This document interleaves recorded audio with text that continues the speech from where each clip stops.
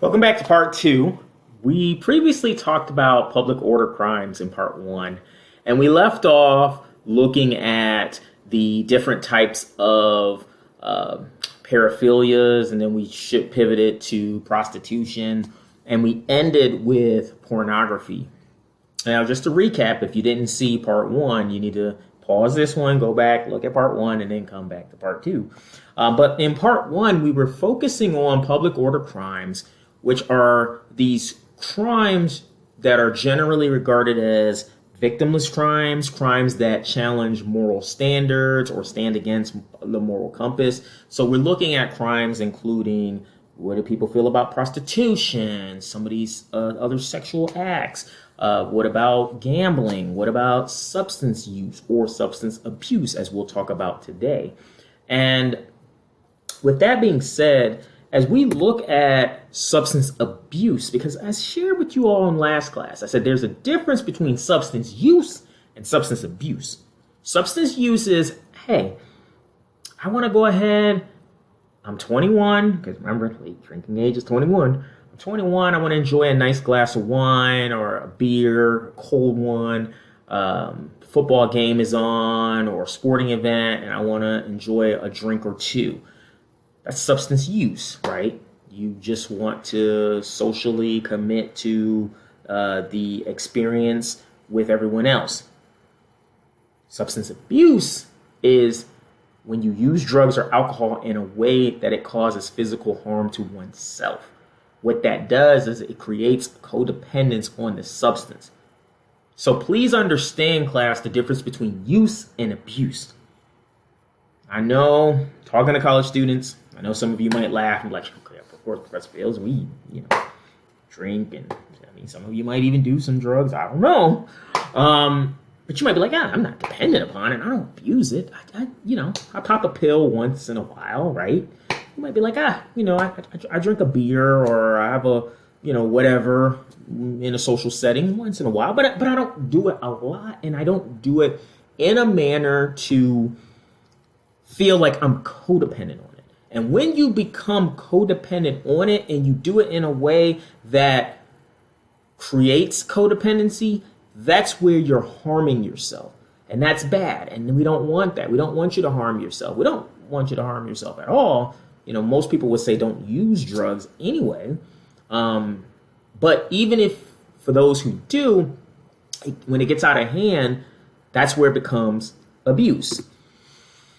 So what causes substance abuse? Just like we spent the better part of the semester talking about different forms of theory, talking about how, crime can be supported through theory. When we look at the causes of substance abuse, first of all, we have a subcultural view. Now, remember, we talked about cultural deviance theory. We spent a little bit of time with that when we talked about social structure theory, and we talked about strain. When we look at the subcultural view, drug abuse is, it's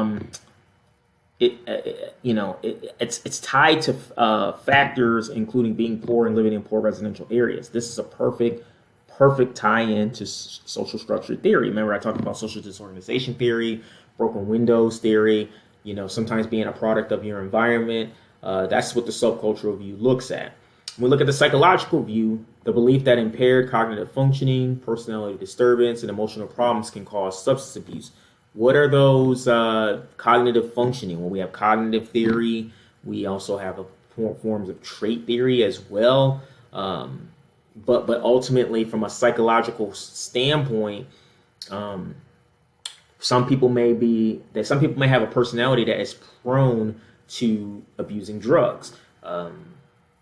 We talked about the id, the ego, the superego way back in the trait theory chapter. So think about how where your personality is. You may just have a natural personality, like I'm not going to abuse drugs. I'm not going to use drugs. I'm definitely not going to abuse it. But that's, again, sometimes choice comes to play, and that would also mean rational choice theory. And then lastly, we have genetic factors. Biological children of substance abusers who are raised by non-abusive parents have issues compared to children who do not come from substance abuse homes. So just like going back to trait theory, and I was talking about the three generations of the individuals that Well, two of the individuals I was familiar with, really one. When we look at those genetic factors, sometimes they can contribute to substance abuse, primarily because if your grandfather was an alcoholic and your father was an alcoholic, the chances of you being an alcoholic are pretty high, right?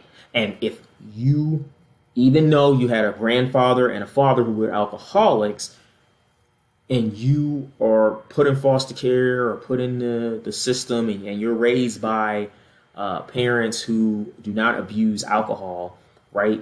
You still might have issues because your grandfather and your father were alcoholics. It's just genetically linked compared to people who don't have that predisposition in their family. So it's a lot to just keep in mind. Please keep that in mind. Other causes of substance abuse: social learning. Remember social learning theory. Some drug abuse may result in seeing parents abuse certain drugs. Same thing with social learning theory. Could be that you're around people, you have your friends, you have your peers. This also ties into social process theory as well. But you have your, other forms of social process theory. But you have your parents and you have your peers, or you have people around you that are using drugs. You're curious and you decide, well, I want to try that. And then you go ahead and you try it. And how do you try it? You do it by learning. You do it by trying. You do it by what you've seen, okay? Also have the problem behavior syndrome. We talked a little bit about PBS back when we talked about developmental theories, life course trajectory, or life course propensity and trajectory theory.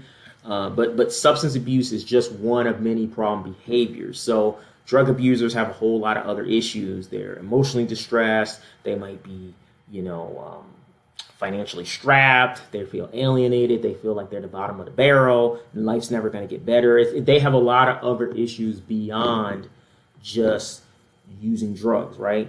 And then, of course, rational choice theory. And I told you all, rational choice theory is always our baseline theory. Anytime I've lectured on criminal theories, I point blank say this is the one theory that you will always remember, and it will apply to your everyday life because you're going to weigh the pros and the cons, the benefits and the risks, the rewards and the costs, and you're going to go ahead and determine if the pros or the benefits outweigh the cons or the costs, then you'll have crime. But the second the cons or the costs outweigh the benefits or the rewards, you don't have crime. It's the same thing with anything, right? And so rational choice theory is very much applicable here because for some drug users, they just make the choice. I'm going to use it, right? And I want to escape reality. I want to get high. I want to have an increased response. I want to feel good in the moment. College students, well, I'm just doing it because I'm here in college and this is what you're supposed to do. Even though I'm the type of professor like, no, you don't have to do drugs and you don't have to pop pills and you don't have to do some of the other drugs, which, by the way, while we're on this subject, well, hold on, let me come back to it, right? But is there a single cause of drug abuse? There is the gateway hypothesis, and the gateway hypothesis is one that gets heavily debated. I love having this conversation in class too, because I ask, well, do you believe that marijuana is a gateway drug? And most people are like, no, Professor Fields, marijuana is not a gateway drug. Absolutely not. But sometimes after that first high, you do this thing called chasing the high, where you say, you know what? I really want to feel the way I felt the very first time.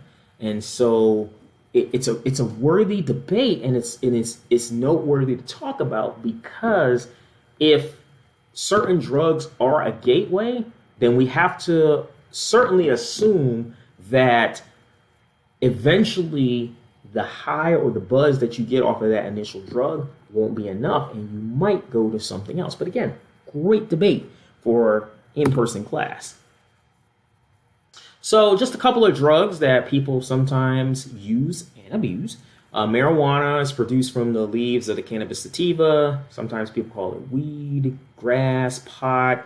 Obviously the older generations will call it pot and grass, but today's generation calls it weed. Hashish is a concentrated form of cannabis. The main ingredient in both is called THC, tetrahydrocannabinol. So the second that THC is not active, then you don't have that main ingredient for weed. We'll talk about synthetic drugs in a moment. It's the most used illegal drug by teenagers. Why do I say illegal? Because marijuana is still illegal nationally and federally, right? In fact, when you look down at the bottom, Ohio became the 24th state to legalize this drug, but it is still a Schedule 1 narcotic. In other words, you will get in some serious trouble if you go to Ohio and you purchase marijuana and then you're driving to, let's say, Kentucky, and I'm assuming Kentucky, I can't remember off the top of my head, but if Kentucky is not a state that has marijuana for legal recreational use, you're going to be in a ton of trouble. If you were in Colorado and you wanted to go stock up on marijuana because it's legal there, and you want to drive back to my state of Georgia, and you get caught in between state lines, your butt is grass, so to speak. So with that being said, you have to understand that it is still very illegal throughout the country from a federal level, but it is legal in certain other places. And it is still the most used illegal drug by teenagers. As a former probation officer, I ran into countless teens that were using marijuana. You probably can say 1 in 2 teens was using marijuana. I mean, it was a heavy. Every other child or every other young person you deal with would be using marijuana. It's just it is what it is, and that's what kids are using today. Although they have moved to other things. Now, cocaine. It's the most powerful natural stimulant that produces euphoria, restlessness, and excitement. Cocaine can be sniffed, snorted, and injected. It's an immediate feeling, but the rush is short-lived. If I'm not mistaken, the high only lasts maybe about less than 30 minutes. It's not a long high, but a smokable form of cocaine is known as crack. And crack was processed street cocaine. Now, crack got really popular in the mid-1980s. I think back to the 80s, and just the 80s were just a wild time. Like, go talk to some of your parents about the 80s. Many of your parents should have been like, kids in the 80s and whatnot, or, maybe they were just kind of coming up. But go talk to your parents about the 80s, because I always joke that I know you guys, young generation, this generation Z and Alpha and all this stuff. I know that you all survived a lot. You dealt with COVID, you dealt with, Y2K, all this other stuff. But go talk to your parents, right? Go talk to your parents who, grew up in the 80s or, kind of lived in the 80s, depending on how old your parents are, and ask yourselves, man, how did we survive the 80s?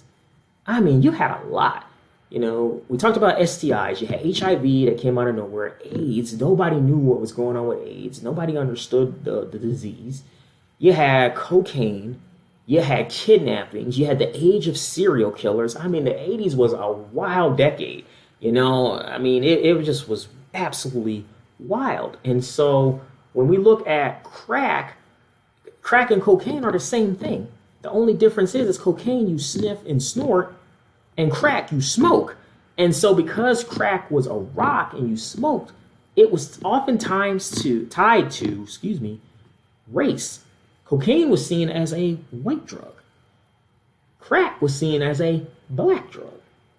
So you don't need me to answer the question when I ask you, why do you think and what do you think happened when you started seeing people doing crack and people doing cocaine? What happened? Federal government got involved. And we started to get some of this most serious mandatory minimum sentencings that are still being felt even to this day because of individuals who are using crack cocaine and people who were selling crack cocaine.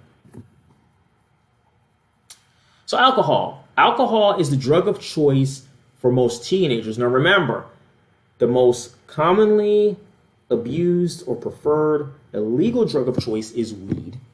But the most common legal drug of choice for teenagers, which is legal for adults to buy, is alcohol. Because remember, we as adults, we can buy alcohol anywhere in the country. Weed, we can't buy weed. I can't go buy weed in Georgia. If you're from, Mississippi, you can't go buy weed, right? But if you're in Ohio, if you're in Colorado, if you're in Washington, D.C., if you're in New York, you can legally buy marijuana. You can walk right into a shop, say, I want whatever you want, and walk right out and be like, dude, I just bought some marijuana. Like, wow, even if you just bought it just to say I did it. When looking at alcohol, it does negatively impact society from the standpoint of, first of all, it's a factor in nearly half of all murders, suicides, and accidental deaths. You get 1.5 million drivers are arrested each year for DUI, and then you get 1.2 more arrested for other alcohol-related offenses. So alcohol, while it is quote-unquote great in social settings, if you had a beer when you're watching a football game or you had a baseball game or whatever sporting event, you have a glass of wine or a martini with some of the ladies or some of the girls, or you're having a girls' night out, the problem is that alcohol is a contributing factor in a lot of victimizations. And I talk extensively about this in victimology. We spend like most of a class talking about alcohol, the role of alcohol in a victimization. Why? Because first of all, it does reduce your inhibitions, right? It doesn't allow you to properly reason and rationalize your judgment. The other thing too is that while you may feel like it transforms experiences for the better and even improves your social skills, you're not aware of what you're doing. You're not aware of your surroundings. You're certainly not comfortable, or you may not be fully aware and comfortable in certain settings. So your likelihood of being victimized is substantially higher, even though you might be like, everything's good, I'm having a good time, I'm laughing. Your inhibitions are reduced, okay? So we know there's some short-term effects to having too much alcohol. Again, reduced inhibitions, possibly passing out, not being aware of certain situations. But we know there's some long-term factors that to be considered as well. You can be depressed, you can have physical ailments, you can get heart disease, cirrhosis of the liver. Like all of those are potential side effects to long-term use of alcohol as well. So a question I want you to ponder, and I'm going to put it up here in a second, but I want you to think about this. Why do you think more individuals consumed more alcohol during the COVID-19 pandemic? Like, why do you think that more people consumed alcohol during the COVID-19 pandemic? Well, here are some of the reasons for increased drinking. Some people were highly stressed. 45.7% of people were very, very stressed. They didn't know what was going to happen. Who was going to pass away from COVID? Would you get COVID? Would someone else get COVID? 34.4% of the people felt that increased alcohol availability was a major factor. In other words, just having the presence of alcohol, it was right there. You were at home. You can just go ahead and grab a drink because of the concerns with COVID and people dying and losing people. And then, of course, 19.9% were bored. Didn't have anything to do. You were isolated. You couldn't go see your friends. Maybe you did walk around your neighborhood, socially distancing, of course, but you were bored. You were just sitting at home doing nothing. So these were some of the reasons why there was an increased amount of drinking during COVID. And again, there are still more studies that are coming out. We've been post-COVID now for a few years. So when you think about COVID, you're talking about 2020 to about 2022, maybe even a little bit into 2023, but heavily 2020 to 2022, so roughly 2 years. But these were some of the reasons why there was increased alcohol usage. And ponder this too. Did you know somebody, even if you're a student, even if you were in middle school when COVID hit, or if you were an early high schooler, ponder what did you see or hear, or did you have any stories from people you know that may have used alcohol? Not necessarily family, but did you know anybody that started to drink? Did you know anybody that started to find other ways to cope because they were bored or because they were stressed out? What did they do as well? We have synthetic drugs as well as other types of drugs. So hallucinogens, they provided vivid distortions of the senses without greatly disturbing the viewer's consciousness. You get stimulants. Those are synthetic drugs. that increase blood pressure. They can be like, you know, ice or crystal, like the bath salts. Those are very dangerous as well. Of course, the synthetic drugs as well are dangerous as well. They're often found at what's called head shops, as well. You know, so you get these drugs and people take them, and they have a reaction. I don't understand why you would want to snort bath salts. I don't understand why you would want to smoke fake marijuana, K2 spice. But people are doing it, you know, because they find themselves saying, okay, can't get my hands on the real thing, so let me go ahead and take this fake thing, and it's very dangerous. Very dangerous. Fentanyl is a very potent synthetic opioid drug. It's like morphine, but it's 50 to 100 times more potent. It is the most common drug found in overdoses in the country. We had a substantial amount of fentanyl overdoses in Gwinnett County, so much so that we started to find, this was probably about 6 months after I left being a probation officer, but there was some public service announcement videos that were put out on social media and out on the web to try to alert parents of the dangers of fentanyl, because it was bad. I've had at least a couple of probationers that have overdosed on fentanyl.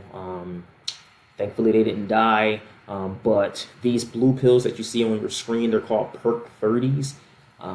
It's just dangerous. This stuff is so dangerous. Now, fentanyl in its purest form can actually kill you, right? In its purest form, it can kill you. And, you know, we are still dealing with the fallout from fentanyl coming in from Mexico. Law enforcement are trying to stop the sale and distribution of it. The DEA, the Drug Enforcement Agency, is fighting hard against it.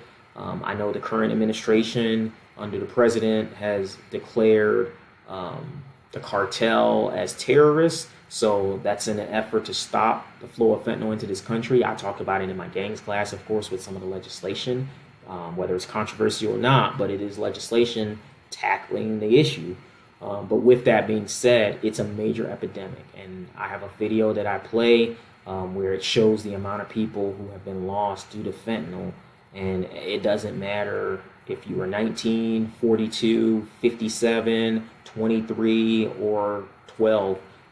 It's taken so many people's lives. It is a very, very dangerous drug.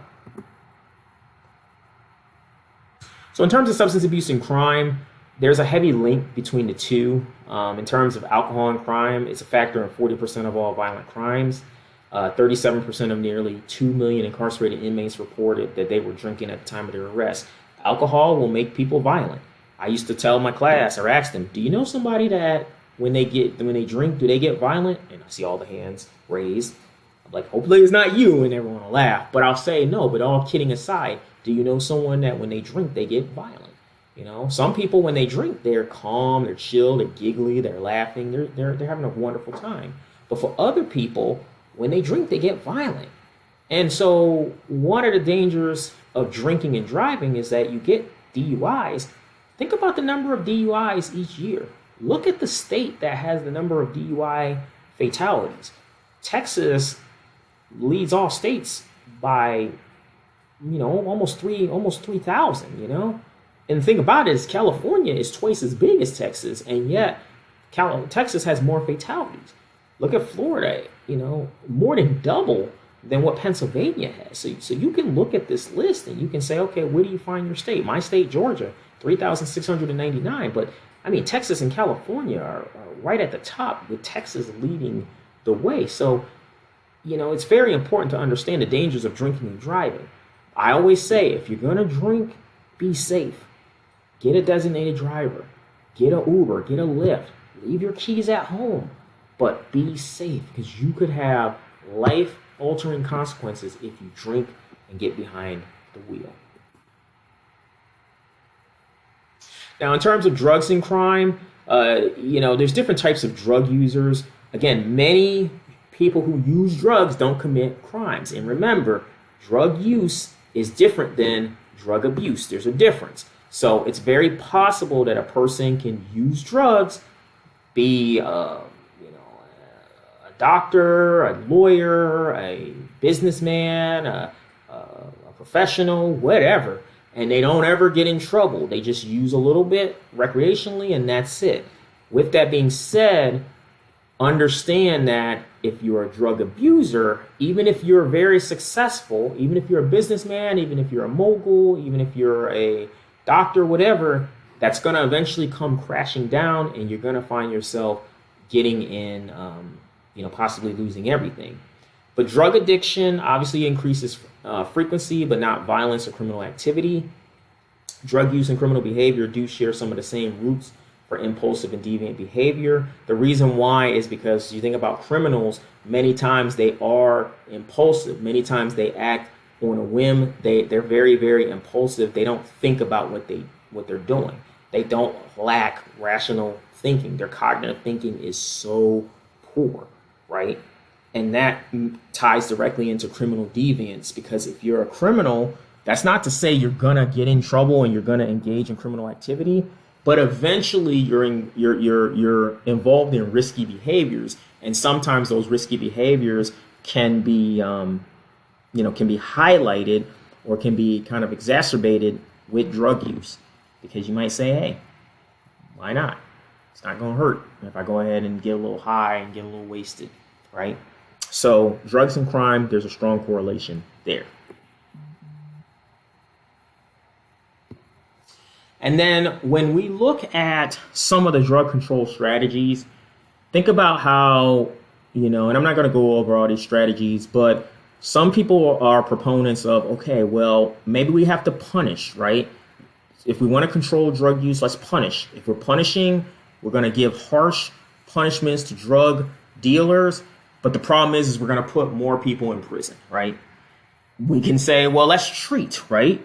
We can use therapy to get people off drugs. But the problem is therapy costs a lot, because mental health counselors and people who provide drug counseling, they're not cheap. You can't just go to them for free. So even with the legalization argument, right? Let's decriminalize or legalize drugs, which we're going to get to kind of close out this lecture. It's a political hot potato because there's the danger of creating more users. So if you look at the drug control strategies, my kind of point to you all, class, whether you believe in community programs or employment or even source control, is that there's no perfect answer.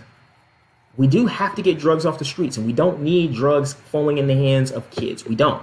Just like we don't need guns falling in the hands of kids. But I don't know which one is the best. I've worked in law enforcement. I know we had, detectives who, and we had undercover narcotics units.